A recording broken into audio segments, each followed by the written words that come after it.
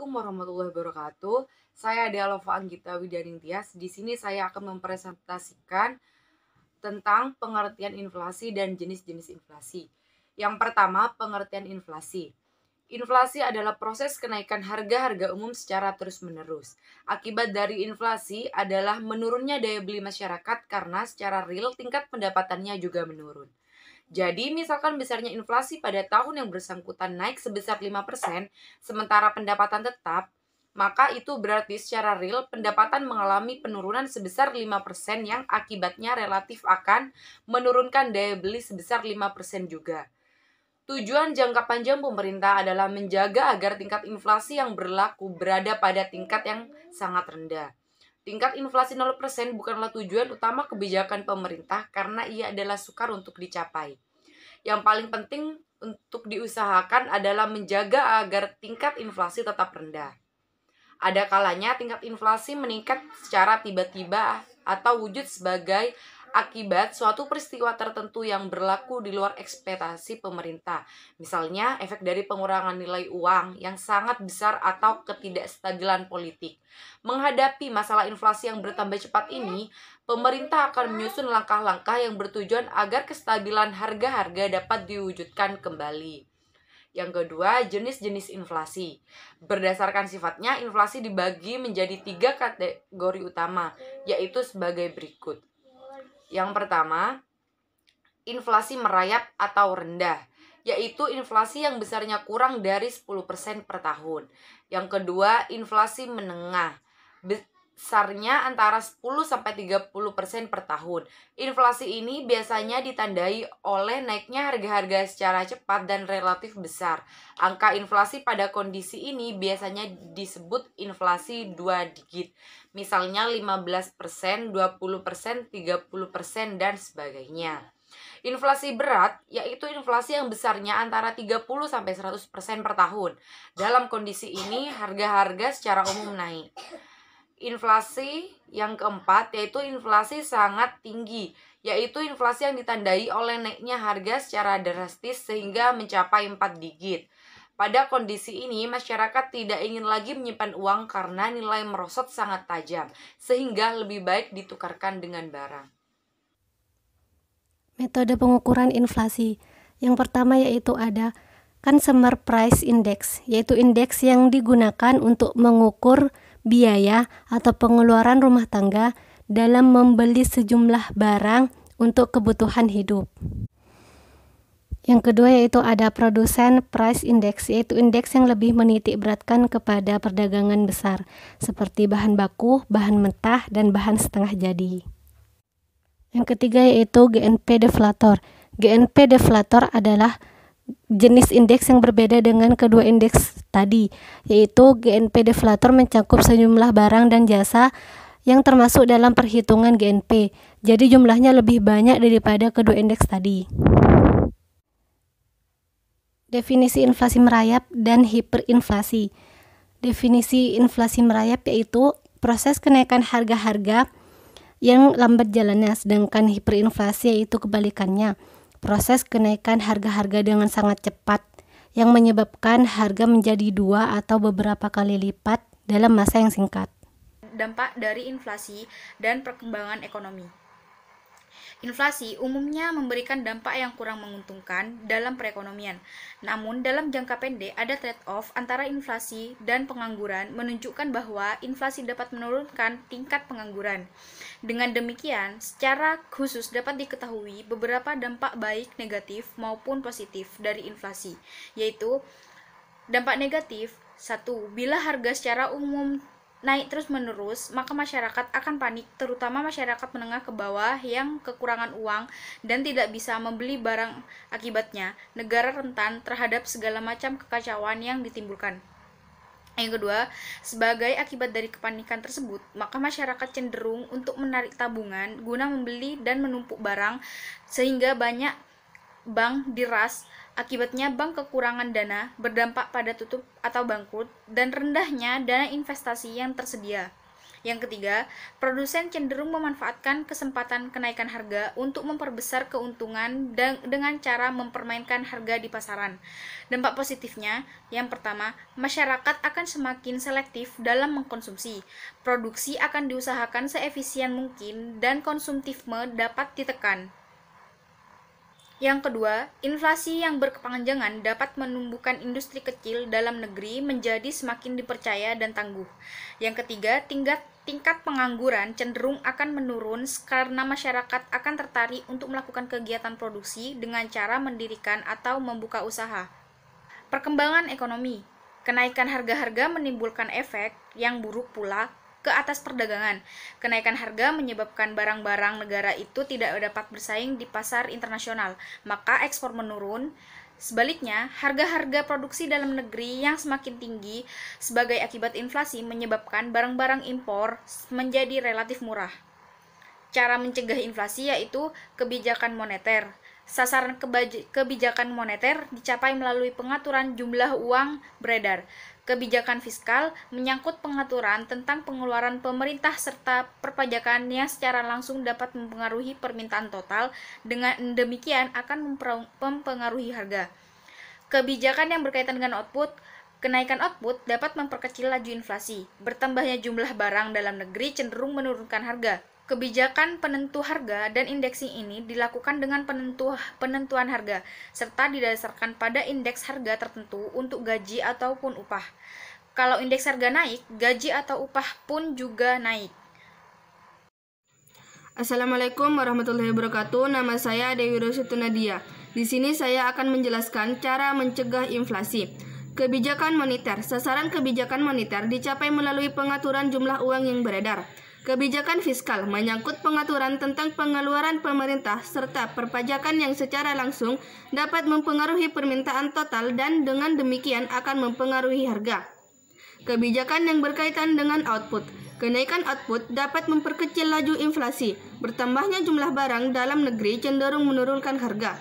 Kebijakan penentuan harga dan indexing ini dilakukan dengan penentuan harga serta didasarkan pada indeks harga tertentu. Untuk gaji atau upah real, kalau indeks harga naik, gaji atau upah juga dinaikkan. Selanjutnya, pengertian pengangguran. Pengangguran atau orang yang menganggur adalah mereka yang tidak mempunyai pekerjaan dan sedang tidak aktif mencari pekerjaan. Namun, pengangguran pada dasarnya tidak dihilangkan sepenuhnya. Karena bagaimanapun baik dan hebatnya kemampuan suatu bangsa dalam menangani perekonomiannya, tetap saja pengangguran itu ada. Pengangguran selalu menjadi masalah, bukan saja karena pengangguran berarti pemborosan dana, akan tetapi juga memberikan dampak sosial yang tidak baik. Misalkan akan semakin meningkatnya tindak kriminal dan pelanggaran moral. Pengertian pengangguran atau orang yang menganggur yaitu mereka yang tidak memiliki pekerjaan dan sedang tidak aktif mencari pekerjaan. Namun, pengangguran pada dasarnya tidak bisa dihilangkan sepenuhnya. Karena bagaimanapun baik hebatnya kemampuan satu bangsa dalam masalah bukan saja karena pengangguran, berarti pemborosan dana. Di sini ada berbagai macam jenis-jenis pengangguran. Yaitu yang pertama, pengangguran friksional, sifatnya sementara disebabkan oleh kendala waktu, informasi, dan kondisi geografis antara pelamar dan pembuka pelamar pekerjaan. Yang kedua yaitu pengangguran konjungtural, yaitu pengangguran yang disebabkan oleh naik turunnya siklus ekonomi. Dan yang ketiga yaitu pengangguran struktural, pengangguran yang diakibatkan oleh perubahan struktur ekonomi dan corak ekonomi dalam jangka panjang. Yang keempat yaitu pengangguran musiman, yaitu keadaan menganggur yang disebabkan oleh fluktuasi ekonomi jangka pendek yang menyebabkan tenaga kerja untuk menganggur. Yang kelima yaitu pengangguran siklikal, yaitu pengangguran yang menganggur akibat imbas naik turun siklus ekonomi sehingga permintaan tenaga kerja lebih rendah daripada penawaran kerja. Yang keenam yaitu pengangguran teknologi, di mana yaitu pengangguran yang disebabkan adanya perubahan tenaga manusia menjadi tenaga mesin. Yang terakhir yaitu pengangguran siklus, pengangguran yang diakibatkan oleh menurunnya kegiatan perekonomian karena terjadi resesi. Dan ada beberapa ciri pengangguran. Yang pertama yaitu pengangguran terbuka. Pengangguran ini tercipta sebagai akibat pertambahan lowongan pekerjaan yang lebih rendah dari pertambahan tenaga kerja. Yang kedua yaitu pengangguran tersembunyi.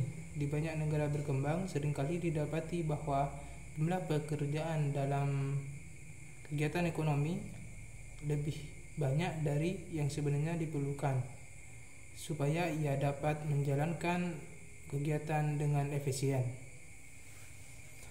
Dan yang ketiga yaitu pengangguran bermusim. Di sini pengangguran ini terutama terdapat di sektor pertanian dan perikanan, yang mana pada musim hujan penyedap karet dan nelayan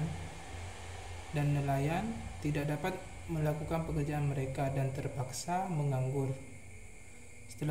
Yang selanjutnya yaitu setengah menganggur, yaitu pekerjaan yang melakukan mungkin hanya 1 hingga 2 hari seminggu atau hingga 4 jam sehari.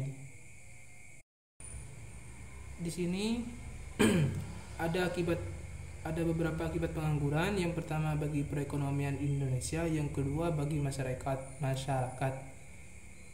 Memasuki yang pertama yaitu bagi perekonomian Indonesia. Yang pertama yaitu penurunan pendapatan per kapita. Akibat yang kedua yaitu penurunan pendapatan pemerintah yang berasal dari pajak.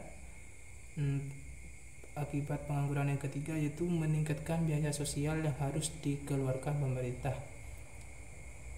Selanjutnya akibat pengangguran bagi masyarakat, yang pertama yaitu menjadi beban psikologis dan psikis. Akibat yang kedua dapat menghilangkan keterampilan karena tidak pernah dipakai untuk bekerja. Dan yang terakhir yaitu menimbulkan ketidakstabilan sosial dan politik seperti meningkatnya tindak kriminalitas. Terakhir, tujuan kebijakan pemerintah dalam mengatasi pengangguran. 1. Tujuan bersifat ekonomi. Tujuan untuk mengatasi pengangguran didasarkan kepada pertimbangan-pertimbangan yang bersifat ekonomi. Dalam hal ini, ada 3 hal pertimbangan utama, yaitu untuk menyediakan lowongan pekerjaan baru, untuk meningkatkan tarif kemakmuran masyarakat, dan memperbaiki kesamarataan pembagian pendapatan. Pengangguran yang semakin tinggi menimbulkan efek yang buruk kepada kesamarataan pembagian pendapatan. Pekerja yang menganggur tidak memperoleh pendapatan, maka semakin besar pengangguran, semakin banyak golongan tenaga kerja yang tidak mempunyai pendapatan. 2. Tujuan yang bersifat sosial dan politik. Tujuan untuk mengatasi masalah sosial dan politik tidak kalah pentingnya dengan tujuan yang bersifat ekonomi. Tanpa kestabilan sosial dan politik, usaha-usaha untuk mengatasi masalah ekonomi tidak dapat dicapai dengan mudah. Berikut ini diterangkan masalah sosial dan politik utama yang ingin diatasi melalui kebijakan pemerintah untuk mengurangi pengangguran. A. Meningkatkan kemakmuran keluarga dan kestabilan keluarga. Ditinjau dari segi mikro, tujuan ini merupakan hal yang sangat penting apabila kebanyakan anggota dalam suatu rumah tangga tidak mempunyai pekerjaan. Berbagai masalah akan timbul. Selanjutnya, menghindari masalah kejahatan. Di satu pihak, pengangguran menyebabkan para pekerja kehilangan pekerjaannya. Akan tetapi, di lain pihak, ketiadaan pekerjaan tidak akan mengurangi kebutuhan untuk berbelanja. 3. Mewujudkan kestabilan politik. Pengangguran merupakan salah satu sumber atau penyebab dari ketidakstabilan politik. Pengangguran menyebabkan masyarakat tidak merasa puas dengan pihak pemerintah. Mereka merasa pemerintah tidak melakukan tindakan yang cukup untuk masyarakat sendiri. Kesimpulannya, inflasi adalah suatu keadaan dalam mana terjadi senantiasa meningkatnya harga-harga pada umumnya, atau suatu keadaan di mana terjadi senantiasa turunnya nilai uang. Deflasi adalah suatu keadaan semakin turunnya harga barang-barang atau semakin meningkatnya nilai uang. Stagflasi adalah kondisi di mana hubungan terbalik antara laju inflasi dan output ini merupakan akibat dari pergeseran kurva penawaran agregat yang disebabkan oleh perubahan inflasi yang diharapkan. Dari kurva Phillips tersebut dapat diambil kesimpulan bahwa semakin tinggi tingkat pengangguran, semakin cepat kenaikan tingkat upah dan harga. Dan semakin tinggi harapan inflasi, akan semakin cepat pula kenaikan tingkat upah. Dalam perekonomian tertutup dan dalam jangka pendek, pengangguran dan inflasi merupakan masalah ekonomi yang perlu dihadapi dan diatasi. Dalam sistem pasar bebas, kedua masalah ini tidak dapat dengan sendirinya diatasi. Kebijakan pemerintah perlu dijalankan apabila salah satu kedua masalah tersebut timbul. Sesuai dengan keperluan ini, dalam analisis makroekonomi perlu diperhatikan dengan lebih baik mengenai kedua masalah tersebut dan bentuk-bentuk kebijakan pemerintah yang dapat digunakan untuk mengatasi kedua masalah tersebut. Ada dua cara yang digunakan untuk melihat masalah pengangguran. Yang pertama adalah dengan melihat sumber dari wujud masalah tersebut, dan yang kedua adalah berdasarkan ciri-cirinya. Berdasarkan sumbernya, pengangguran dibedakan kepada pengangguran normal atau friksional dan pengangguran siklikal atau konjungtur. Pengangguran berstruktur dan pengangguran teknologi. Berdasarkan ciri-cirinya, pengangguran dibedakan kepada pengangguran terbuka, pengangguran tersembunyi, dan pengangguran bermusim dan setengah menganggur.